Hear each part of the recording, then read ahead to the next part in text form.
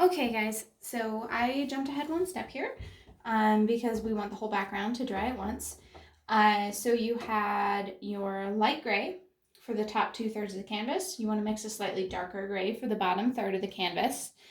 So just add a little more black into your mix, whatever's your preference. And then once you paint that bottom third, you're going to want to let your canvas dry completely. This will depend on the temperature in the room, the humidity. Just make sure there are no tacky or shiny spots on your canvas. So you can pause this video, do the bottom third, let dry, and then move on. Okay, next we're going to grab medium brush and we're going to mix a nice light yellow. So you have a sunny yellow color in your kits. I'm just going to mix that with mostly white, a little bit of yellow, and you're actually going to add just a tiny bit of red, like a little corner of the paintbrush of red.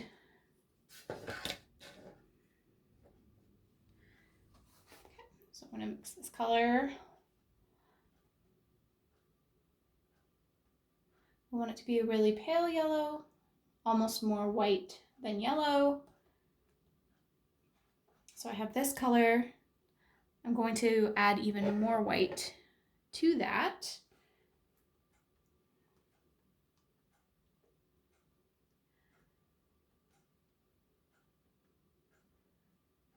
And slight variations in color and shade is perfectly fine. By no means do you have to match all of the shades exactly. Flowers and florals give us a lot of room to work with. Just add plenty of white. You want a gentle cream color, whatever you end up with. And this is the color I'm going to work with. Okay, so we're just going to build our roses from circles to start with. So we're going to do just off, we're going to stick around where our light gray meets our dark. That's our midline, that's our guide. We're going to go just to the right of the middle of the canvas and make a nice large creamy colored circle. So we don't want that background gray, of course, mixing it all with our new nice rosy colors. So make sure your background is completely dry before you try painting your roses on top. Mine took, honestly, about 20 minutes. It's a humid day, it could take longer. Okay, so we've got a nice big circle there. We're just going to build varieties of sizes and colors to roughly mimic the original. We're going to do another sort of light yellow rose to the left here and up a bit farther than our large one was. This is going to be a smaller circle. Doesn't have to be exact. We're just going for estimates, and in the overall composition, we just want it to be balanced. So if we have a large vibrant rose over here, we want to make sure that somehow we balance it over here with maybe a darker rose or more leaves, just so we end up with a balanced composition. So after we have those two pale yellow circles, we're going to add even more white to our color here and just go ahead and mix it in. You don't have to mix all of the color in with the white. You can just use a portion of the paint on your palette. Mix it in with some white, just for a slightly lighter shade. We're going to do a large pale circle over here to the left and below that one, not quite as large as our center or central flower here. And then I'm going to grab even more white and just mix it in a different quarter of my palette here. I grabbed a little bit of my pale yellow here. I just pulled it over here with my white that was on my brush to make an even lighter, paler white. And I'm going to do sort of a medium-sized circle over here. You can see that the bottoms of these two are just about lined up.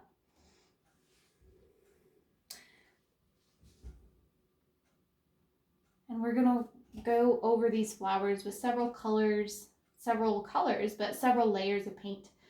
So the gray you're seeing sort of coming through, we'll take care of that.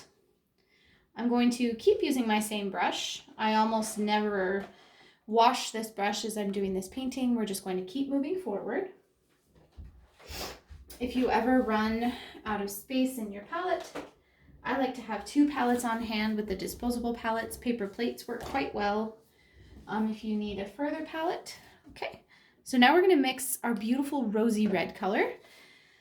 So we're going to mix red with about an equal amount of white and just sort of the tip of our brush in yellow, and then mix it together with a circular motion for that nice deep rosy color.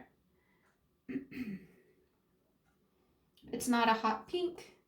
We take it away sort of from that hot pink shade by adding that yellow in. It just softens the color a little. And then I have this really pretty pink that I'm going to use as the base color for my rosy colored roses. We're going to start above our circle on the right here and just make a circle roughly the same size that goes off the edge of the canvas in rows. Your edges can overlap, they don't have to.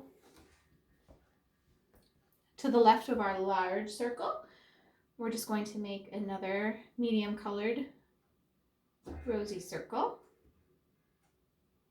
I actually have this edge overlapping on top